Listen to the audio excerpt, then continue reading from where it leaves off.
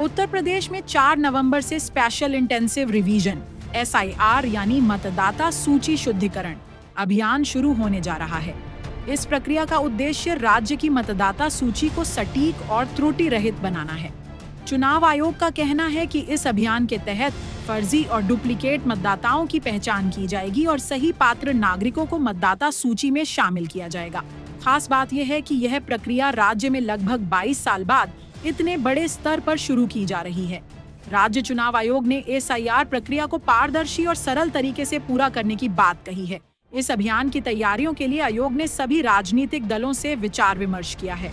अब 4 नवंबर से BLO यानी बूथ लेवल अधिकारी घर घर जाकर मतदाताओं से संपर्क करेंगे और उन्हें एन्यूमरेशन फॉर्म सौंपेंगे। इस फॉर्म में मतदाता से संबंधित जानकारी दर्ज करनी होगी, जिसमें नाम, माता पिता का नाम, मोबाइल नंबर और आधार संख्या जैसी विवरण शामिल होंगे। कैसे चलेगा अभियान?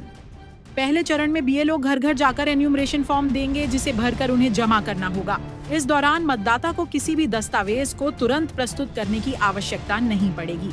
हालांकि बाद में जिन मतदाताओं का नाम 2003 की मूल मतदाता सूची से मेल नहीं खाएगा, उनके लिए आयोग की ओर से नोटिस जारी किया जाएगा और पहचान से जुड़े दस्तावेज जमा करने होंगे। यदि किसी घर में BLO आने के समय मतदाता स्वयं उपस्थित नहीं है, तो परिवार का कोई अन्य सदस्य रिश्ते का जिक्र करते हुए फॉर्म पर हस्ताक्षर कर सकता है। यही दस्तावेज मतदाता सूची में नाम शामिल करने, हटाने या संशोधित करने का आधार बनेगा।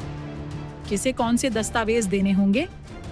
आयोग के अनुसार जिन नागरिकों का जन्म 1 जुलाई 1987 से पहले हुआ है और उनका नाम 2003 की वोटर लिस्ट में है, उन्हें सिर्फ उस लिस्ट की एक कॉपी देनी होगी।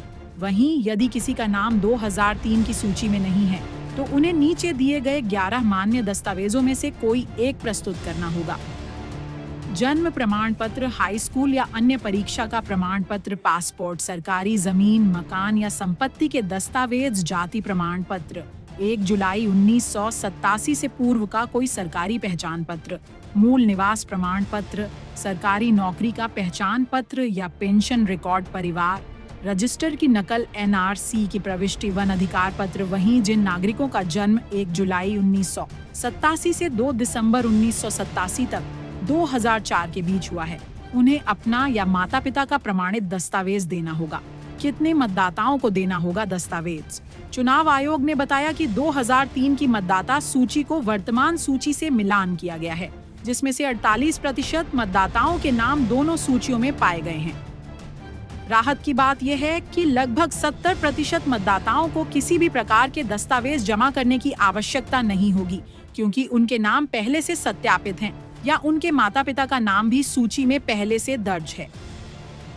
SIR प्रक्रिया अगले कुछ महीनों तक चलेगी और इसके आधार पर तैयार मतदाता सूची आगामी चुनावों के लिए उपयोग की जाएगी।